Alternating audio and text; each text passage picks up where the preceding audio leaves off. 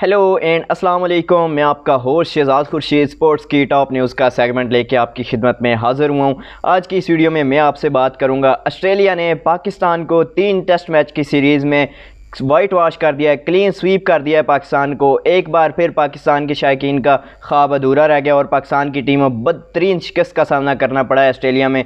3 test मैचों की series Australia आसानी से जीत गया है। डेविड वार्नर की आखिरी सीरीज़ थी, आखिरी मैच था, आखिरी इनिंग थी। क्या यादगार कैरियर रहा है उनका, क्या सीन है, इसके हवाले से आपसे बात करूँगा। इससे पहले मैं बताता चलूँ कि अगर अभी तक आप मेरी इस वीडियो पर न्यू हैं तो फ़ौरन से मेरी वीडियो को लाइक एंड चैनल को सब्सक्राइब कर लें, साथ लगे बेल आइकन को ज़रूर दबाएँ ताकि मेरी हर आने वाली वीडियो का नोटिफिकेशन बर वक्त आप तक पहुंच सके और आप लोग देख सकें। तो जी गाइस, बताता चलूँ, Pakistan versus Australia 3rd test match कल तकरीबन तीसरा दिन इख्तिताम पजीर होता है। तो पाकिस्तान के 68 रन पे 7 खिलाड़ी आउट होते हैं और बज़ाहिर तौर पे ऐसा लग रहा था पाकिस्तान 150 भी करना मुश्किल हो जाएगा। और वही बात हुई। सुबह आगाज़ होता है मैच का और पाकिस्तान की जानिब से आमिर जमाल और मोहम्मद रिजवान बैटिंग के लिए क्रीज़ पे आते हैं और थोड़ी सी मज़ामत की, उन दोनों ने 100 के करीब स्कोर पहुँचाया। तो वहाँ जाके आमिर जमाल आउट हो जाते हैं 18 रन बना के और स्कोर बदस्तूर हल्का सा आगे बढ़ता है, कह सकते हैं कि थोड़ा सा बढ़ता है। तो मोहम्मद रिजवान भी आउट हो जाते हैं 28 रन बना के और आखिरी विकेट हसन अली और मीर हमजा की रहती है, वो 115 रन पे वो भी आउट हो जाती है। इस तरह पाकिस्तान की जानिब से सेकंड इनिंग में कह सकते हैं कि 115 रन प्लस 15 रन जो लास्ट फर्स्ट इनिंग की लीड थी उसके साथ 130 रन का टारगेट दिया जाता है ऑस्ट्रेलिया को। बज़ाहिर तौर पर ऐसा दिख रहा था कि ऑस्ट्रेलिया ये टारगेट चेज़ कर लेगी, क्योंकि ऑस्ट्रेलिया जैसी टीम को 130 रन का टारगेट देना चाहे कम पानी वाला हिसाब हो जाता है, क्योंकि ऑस्ट्रेलिया जैसी टीम 130 आसानी से चेज़ कर लेगी, वो भी अपने होम ग्राउंड पे। जैसे पहले 2 मैचों में जिस तरह से आपको शिकस्त हुई है, ये तो उनके लिए कोई काम मुश्किल था ही नहीं। पहले 2 टेस्टों में आपके पास कुछ चांसेस ऐसे बने थे कि आप जीत जाते, लेकिन इस बार नहीं। लेकिन ऑस्ट्रेलिया की जानिब से बैटिंग करने के लिए उस्मान ख्वाजा और डेविड वार्नर बैटिंग करने के लिए आते हैं और डेविड वार्नर ने अपने टेस्ट कैरियर की आखिरी इनिंग को यादगार बना दिया खूबसूरत करके, क्योंकि एक और 50 जड़ दी उन्होंने। 57 रन बना के वो आउट हुए। क्या खूबसूरत इनिंग खेली। उस्मान ख्वाजा जल्दी आउट हो गए थे, जिसकी वजह से मानुस लमिचा ने बैटिंग करने के लिए आए डेविड वार्नर के साथ और लमिचा ने 62 रन बना के नॉट आउट गए और डेविड वार्नर जो है 57 रन बना के अपने कैरियर की आखिरी 50 लगा के यादगार टूर बना के वो इस कह सकते हैं कि टेस्ट क्रिकेट से रिटायर हो गए। पाकिस्तान की जानिब से उनके रिटायरमेंट का तोहफे में कह सकते हैं तमाम प्लेयर्स ने बाबर आजम की शर्ट के ऊपर साइन करके शान मसूद के हाथों उनको गिफ्ट की कि उनकी बेस्ट विशेज़ दी कैरियर के लिए, क्योंकि जिस तरह से अब उन्होंने टेस्ट क्रिकेट से रिटायरमेंट ले लिया। उनकी रिटायरमेंट के बाद कह सकते हैं मैच ख़त्म होने के बाद जब मैन ऑफ द सीरीज़ दी गई और मैन ऑफ द सीरीज़ जो थे वो डेविड वार्नर ही कह सकते हैं बने, लेकिन मैन ऑफ द जो मैच थे वो आमिर जमाल बने, जिस तरह से उन्होंने बैटिंग और बॉलिंग की थी इस पूरे टेस्ट मैच में। और man of the series Warner बने क्योंकि उन्होंने 1 सेंचुरी इस पूरे टूर में लगी और वो भी सिर्फ और सिर्फ वार्नर की जानिब से देखने को मिली है। बाकी कोई भी प्लेयर सेंचुरी नहीं बना सका इस टूर में, क्योंकि काफ़ी मुश्किल टूर था पाकिस्तान के लिए। लेकिन बैड लक रही, पाकिस्तान की तीनों मैचेस हार गए। बैड लक तो नहीं कह सकते, बहुत बुरी क्रिकेट खेली है आज पाकिस्तान की जानिब से। और एक बार फिर पाकिस्तान को, क्योंकि वार्नर रिटायरमेंट हो गए तो उसने तो पेलना ही था, बाकी भी तमाम प्लेयर्स ने इनको पेला है खूब करके पाकिस्तानी बॉलर्स को।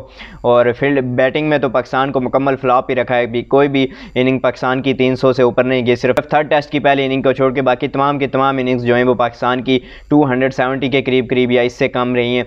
तो ये चीज़ पाकिस्तान के लिए काफ़ी मुश्किल थी कह सकते हैं, क्योंकि पाकिस्तानी बैटर जिस तरह से फ्लॉप हुए इस पूरी सीरीज़ में सब ने देखा है। तो वार्नर जैसे ही रिटायरमेंट ली है उन्होंने पहले ही ऐलान कर दिया था, मैच ख़त्म होने के बाद पूरे क्राउड को जो है ऑस्ट्रेलियन क्राउड को ग्राउंड में आने की इजाज़त दी गई। सिर्फ पिच को कवर कर दिया गया था, वहाँ पे उन्होंने रस्सियाँ बांध के कह सकते हैं कि पिच को कवर कर दिया था। बाकी तमाम का तमाम क्राउड ग्राउंड में फैल चुका था, खड़ा हो गया था, वार्नर को अप्रिशिएट कर रहा था उनको, क्योंकि जिस तरह से वार्नर ने अपने कैरियर का आगाज़ किया था और आज इख्तिताम किया है। डेविड वार्नर और उस्मान ख्वाजा ये एक ऐसी जोड़ी थी जो स्कूल टाइम से अपनी टीम को लीड कर रही थी, ओपन कर रही थी और बिल आखिर ये आज इख्तिताम पजीर को पहुँची और डेविड वार्नर ने टेस्ट क्रिकेट से रिटायरमेंट ले लिया। अब देखना ये होगा कि उस्मान ख्वाजा के साथ नेक्स्ट ओपनर कौन होगा और उनकी जो है वो उस्मान ख्वाजा का रिटायरमेंट लेंगे, क्योंकि डेविड वार्नर ने तो ले लिया, स्कूल टाइम से वो दोनों एक साथ ही खेल रहे थे। तो मैच ख़त्म हुआ है जिस तरह से पाकिस्तान बहुत बुरी तरह से पिटा इस पूरे सीरीज़ में। पूरे सीरीज़ हारने के बाद जब प्रेस कॉन्फ्रेंस के लिए आते हैं हमारे जो है हेड कोच और टीम डायरेक्टर मोहम्मद हफीज़ साहब, वो आके बयान देते जी हमने पूरे टूर में सब टीमों से अच्छी क्रिकेट खेली है। और भाई सब टीमों का मैच ही नहीं था, या सब टीमों की कह सकते हैं कि ये टूर्नामेंट कोई ऐसा नहीं था कि जिसमें आप आके बयान दे सकें हमने सब टीमों से अच्छी क्रिकेट खेली है। ये सिर्फ और सिर्फ पाकिस्तान ऑस्ट्रेलिया की सीरीज़ थी जिसे कह सकते हैं, और आप दो ही टीमें खेल रही थी, इसमें बाकी और कोई और टीम नहीं खेल रही थी। अगर आपने अच्छी क्रिकेट खेली होती, रिजल्ट आपके हाथ में होता, आपके फेवर में होता। देख लें रिजल्ट आपके सामने है, 3-0 से पाकिस्तान को शिकस्त दी है, और फिर आप आके बयान देते हैं हमने सबसे बेहतर क्रिकेट खेली है। ऐसे नहीं चलेगा, क्योंकि पैसा बर्बाद वाली सीन चल रहा है इस टाइम। पाकिस्तान के 35 कह सकते हैं कि जो पाकिस्तान क्रिकेट बोर्ड की जानिब से अमला भेजा गया है ऑस्ट्रेलिया में, जिसमें 18 खिलाड़ी हैं, बाकी तमाम के 14 से 15 जो हैं वो इनके बीवियां और कोचिंग स्टाफ है। कोचिंग स्टाफ 2-3 कोचिंग स्टाफ हैं, और बाकी 1-2 जो उनके साथ होते हैं मालिश करने के लिए कह सकते हैं वो हैं, और बाकी तमाम प्लेयर्स की जो हैं जिनकी शादियां हो चुकी हैं उनकी बीवियां भी उनके साथ गई हैं। इनके खर्चे भी बोर्ड की जानिब से दिए गए हैं। ये ऐसा लग रहा था कि पाकिस्तान की क्रिकेट टीम नहीं जा रही, हनीमून टूर का एक पैकेज होता है ना, जैसे वो जा रहा है, क्योंकि तमाम प्लेयर्स की बीवियां साथ जा रही थी, वो भी सिर्फ और सिर्फ बोर्ड के खर्चे पे। ये ऐसे मामला थोड़े ही चलते हैं बोर्ड के। अब इसी किस्म से हिसाब लगा लें, अगर पाकिस्तान की ये तमाम चीज़ें होती रही हैं तो इनको चाहिए कि अपनी फैमिलीज़ जो हैं अगर ये साथ लेके जाते तो अपनी परफॉर्मेंस भी दिखाएं, नहीं तो फिर आपको तनकीद होती है, फिर ये बाद में आके कहते हैं जी फिर हमारी फैमिलीज़ आके ग्राउंड में नहीं देखती हैं, वहाँ हमें गालियाँ देती है, तो ऐसा करती हैं। जिस तरह की आपकी परफॉर्मेंस होगी आगे से कह सकते हैं कि शायकीन की जानिब से उसी तरह का रिस्पांस भी आपको दिया जाएगा। ऑस्ट्रेलिया में पिछले 24 साल से आप तकरीबन कोई भी टेस्ट सीरीज़ जो है वो नहीं जीते हैं, ना ही आप ड्रा कर पाएँ किसी भी टेस्ट को, तो जाहिर सी बात है फिर तो आपको गालियाँ पड़ेंगी। जिस तरह से आपने ये पूरी सीरीज़ के लिए, आप इस पूरी सीरीज़ में आपके पास कुछ चांसेस ऐसे थे कि आप उसे अवेल कर सकते थे, आप जीत सकते थे। जैसे कह सकते हैं सेकंड टेस्ट मैच की पहली इनिंग में जहाँ ऑस्ट्रेलिया 318 पे ऑल आउट हो गया था, आप बआसानी वहाँ से लीड ले सकते थे, लेकिन नहीं, आपने नहीं ली। सेकंड इनिंग में भी 318 रन का जब आपको टारगेट मिला है तो पाकिस्तान वहाँ पर भी जाके 237 रन पे ऑल आउट हो गई। ये मैच जो था आप इसे जीत सकते थे, लेकिन पाकिस्तान की इसी बुरी परफॉर्मेंस की वजह से पाकिस्तान हार गया। और फिर आके मोहम्मद हफीज़ साहब ब्लेम देते हैं जी हम बैड टेक्नोलॉजी की वजह से हारे हैं, या ऐसा करके आ रहे हैं, वैसे करके आ रहे हैं। जिस तरह से ये बयान देते हैं इसी तरह से अगर ये आके काम करें तो बेहतर यही है कि इस टाइम रिज़ल्ट हमारे हक में होते।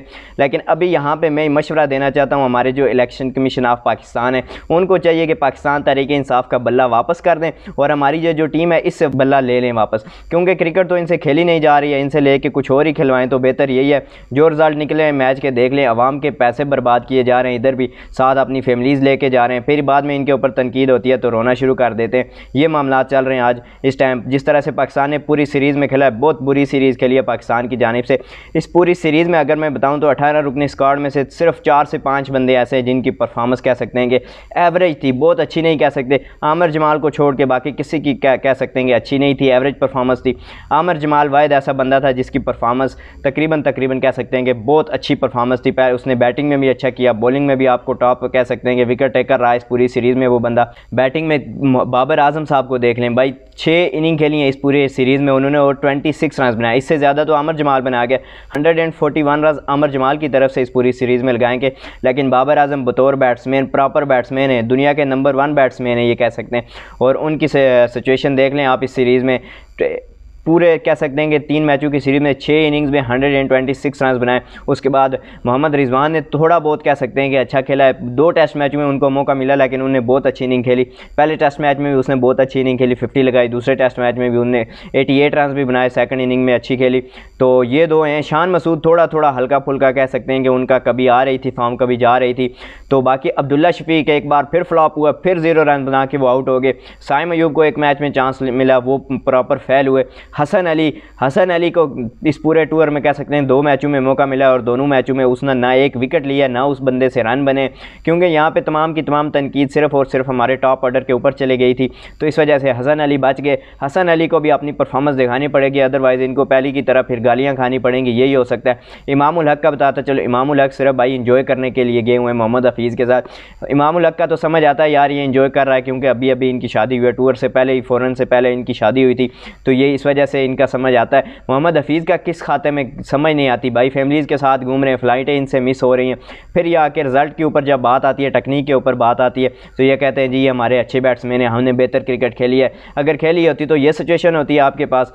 अब जिस तरह से इन्होंने क्रिकेट खेली है, सीरीज़ आ रहे हैं, अब ये वर्ल्ड टेस्ट चैंपियनशिप का जो फाइनल का ख्वाब देख रहे थे हम 2 मैचेस लगातार जीत के, अब ऐसा लग रहा है कि बज़ाहिर तौर पे उससे भी हम आहिस्ता आहिस्ता बाहर हो रहे हैं, क्योंकि 5 टेस्ट मैचेस हमने खेले। अगर ड्रा भी कर जाते तो कोई कहीं ना कहीं इज़्ज़त आपकी बच जाती, लेकिन 5 टेस्ट मैचेस अभी तक टेस्ट चैंपियनशिप के खेले, 2 जीते हैं और 3 लगातार हम हार चुके हैं। अगली सीरीज़ अब देखना पड़ेगा, अगली जो सीरीज़ आ रही है वो पाकिस्तान और न्यूजीलैंड की आएगी, T20 सीरीज़, जिसके लिए आधा स्क्वाड पाकिस्तान का पहुँच चुका है न्यूजीलैंड में, और आधा 1-2 दिन में यह है कि वो ऑकलैंड पहुंच जाएगा न्यूजीलैंड के शहर में, और वहां से 12 तारीख से T20 सीरीज़ का भी आगाज़ होगा। अब उस टीम के लिए बेस्ट विशेस देते हैं, एक यही T20 की टीम है जिसके ऊपर थोड़ी सी उम्मीद लगाई जा सकती है।